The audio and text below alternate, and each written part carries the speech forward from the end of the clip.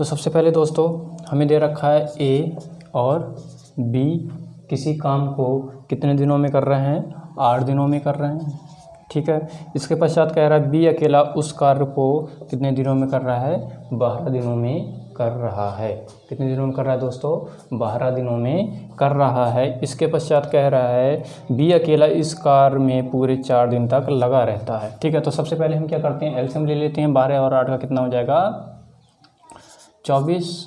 तो दोस्तों ए और बी करेंगे 8 या 24 काम और बी करेगा एक दिन में 12 गुना 24 काम। ठीक है, तो ए कितना करेगा, ए करेगा अकेला 1 काम।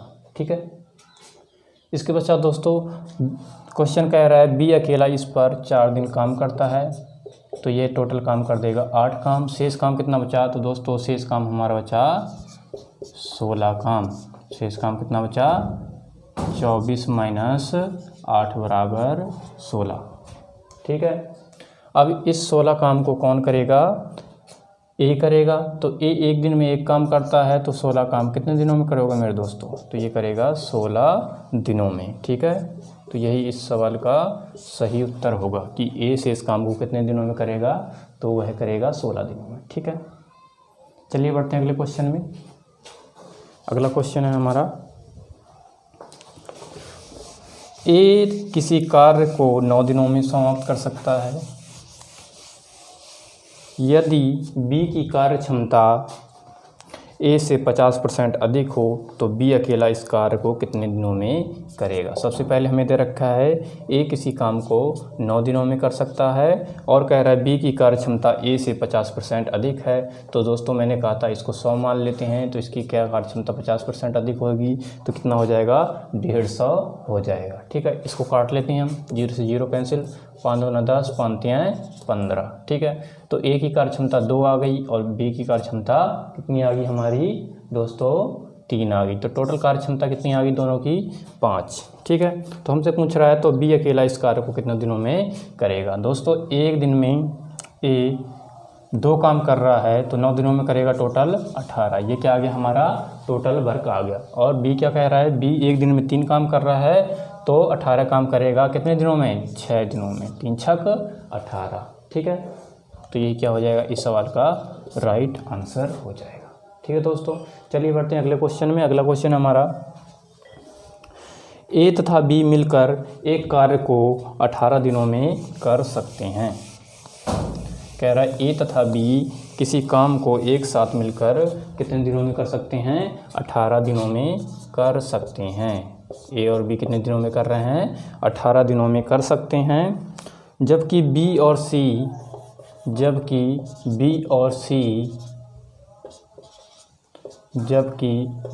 सी उसी काम को कितने दिनों में कर सकते हैं, 24 दिनों में कर सकते हैं। इसके पश्चात कह रहा है सी प्लस ए उसी कार्य को कितने दिनों में, 36 दिनों में कर सकते हैं। तो ए बी सी तीनों मिलकर इस कार्य को कितने दिनों में करेंगे, ये क्वेश्चन हमसे पूछ रहा है। ठीक है दोस्तों, तो दोस्तों इन क्वेश्चनों को करने से पहले मैंने आपको बताया था क्या लेते हैं, एलसीएम लेते हैं। तो एलसीएम क्या हो जाएगा, इन सभी का एलसीएम क्या हो जाएगा, 72 हो जाएगा। ए प्लस बी की कार्य क्षमता 4 आ जाएगी, 18 से डिवाइड करेंगे तो कितना आ जाएगा, 4, ये आ जाएगा 3, ये आ जाएगा 2। ठीक है, तो दोस्तों यहाँ पर कितना आ रहा है, 4 3 7, 7 और 2 9। ये किसी की कार्य क्षमता है दोस्तों, ये है कार्य क्षमता 2a प्लस बी प्लस सी की, क्योंकि 2 बार a आ रहा है, 2 बार b आ रहा है, 2 c आ रहा है, तो हम 2 को कॉमन ले लेते हैं। ठीक है, तो यहाँ से a प्लस बी प्लस सी की कार्य क्षमता कितनी आ जाएगी, 9/2। 2 क्या चले जाएगा डिवाइड में। ठीक है, तो पूछ रहा है a प्लस बी प्लस सी कितने दिनों में करेंगे, तो एक दिन में ये 9/2 काम कर रहे हैं, तो 72 काम को करेंगे, 72/9/2। 2 ऊपर चला जाएगा तो 9×8 = 72। तो ये दोस्तों कितना करेंगे, 8 दूना 16 दिनों में पूरा काम को समाप्त कर देंगे। ठीक है दोस्तों, उम्मीद करता हूँ दोस्तों आपको क्वेश्चन समझ में आ रहे होंगे। तो दोस्तों अगला क्वेश्चन है हमारा, ए तथा बी मिलकर किसी काम को 8 दिन में पूरा कर सकते हैं। अगला क्वेश्चन है हमारा, ए तथा बी किसी काम को कितने दिनों में कर सकते हैं, 8 दिनों में कर सकते हैं। बी प्लस सी उसी काम को 12 दिनों में कर सकते हैं। इसके पश्चात सी प्लस ए उसी काम को कितने दिनों में कर सकते हैं? 15 दिनों में कर सकते हैं। तो पूछ रहा है सी उस काम को कितने दिनों में करेगा। क्या बताना है आपको? सी उस काम को कितने दिनों में करेगा, ये आपको बताना है। ठीक है दोस्तों, तो मैंने क्या बताया था आपको, सबसे पहले हम क्या करते हैं, इन तीनों का क्या करते हैं? एलसीएम लेते हैं। तो एलसीएम कितना हो जाएगा इन सभी का? इन सभी का एलसीएम हो जाएगा भाई 8, 12 और 15 का एलसीएम कितना हो जाएगा? तो इसका एलसीएम ले लेते हैं हम 120 एलसीएम लेते हैं, या फिर इन सभी का क्या ले सकते हैं हम? गुणज ले सकते हैं। क्या ले सकते हैं? गुणज ले सकते हैं। तो इसको इससे डिवाइड करेंगे तो हमारा कितना आ जाएगा? 15 आ जाएगा, क्योंकि दोस्तों जब 120 को 8 से डिवाइड करेंगे तो कितना आएगा हमारा? 15 आ जाएगा। 12 से डिवाइड करेंगे तो 10 आ जाएगा, और 15 से डिवाइड करेंगे तो कितना आ जाएगा?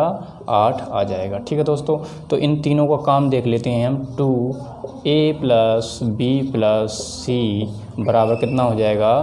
तो ये हो जाएगा दोस्तों 10, 20 और 30 और 3 33। ठीक है दोस्तों, तो यहाँ से हम देख पा रहे हैं a प्लस बी प्लस सी का एक दिन का काम क्या आ जाएगा? 33/2 आ जाएगा। ठीक है, तो हमसे पूछ रहा है कि सी उस काम को कितने दिनों में करेगा। तो हम यहाँ से देख पा रहे हैं a प्लस बी प्लस सी की एक दिन की कार्य क्षमता है 33/2। तो हम यहाँ से देखेंगे कि सी की कार्य क्षमता कैसे निकल सकती है, जब हम a प्लस बी को a माइनस बी से माइनस कर दें तो यहाँ से सी हमारा निकल के आ जाएगा। तो दोस्तों a प्लस बी का मान है 15, तो हम a प्लस बी प्लस सी में से माइनस a माइनस बी को माइनस करते हैं तो 33/2 माइनस के 15, तो ये दोनों क्या हो गए? कट गए दोस्तों। तो यहाँ से सी का मान कितना आ जाएगा हमारा? सी का मान आ जाएगा हमारा 15 × 30 3/2। तो यहाँ से हम देख पा रहे हैं सी की कार्य क्षमता हमारी कितनी आ गई? 3/2 आ गई। तो इससे क्या हो रहा है, हमें क्या पता चल रहा है? सी एक दिन में कितना काम कर रहा है? 3/2 काम कर रहा है। तो वह 120 काम कितने दिनों में करेगा? तो 120 काम करेगा दोस्तों, ये 120/3/2, 2 ऊपर चला जाएगा, 3 चक्को 12। तो यहाँ से हमारा निकल के आ रहा है कितना? 40 गुना 80 दिनों में। सी कितने दिनों में करेगा? 80 दिनों में पूरा काम को समाप्त कर देगा। ठीक है, समझ में आया? ओके दोस्तों, चलिए बढ़ते हैं अगले क्वेश्चन में। अगला क्वेश्चन है हमारा, आज के लिए इतना ही। अगर वीडियो अच्छी लगी